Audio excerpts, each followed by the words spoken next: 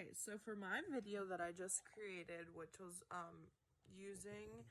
groups for multiplication, I wanted to go over the few questions that were required for this assignment. So the standard that I was using through my video demonstration, I actually believe that there were a couple standards, and one of them was to represent and solve problems involving multiplication. And I believe it related to that standard because I was representing multiplication by showing my little Pac-Men and how they were categorized into groups, and that was how in total we were able to figure out the multiplication using the groups.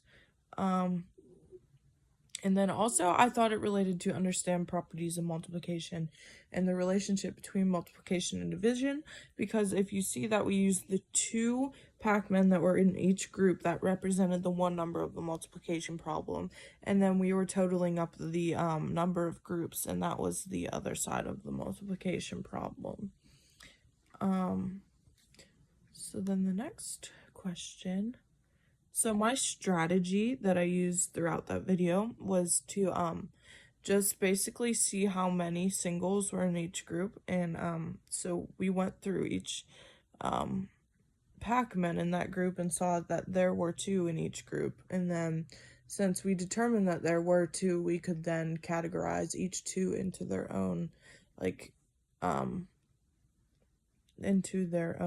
category,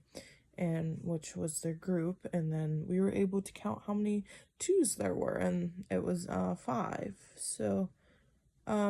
in that instance we were measuring / counting the number of Pac-Men, and that was just to show how you can use multiples of grouping in any situation. So if there were a word problem or something else going on, a student could use this grouping strategy and say, and kind of observe what they could do with that problem and find if there are multiples that made up a group, and it would kind of just be like an easier way for them to use multiplication. So yeah, that is basically it, and I hope you enjoyed my video.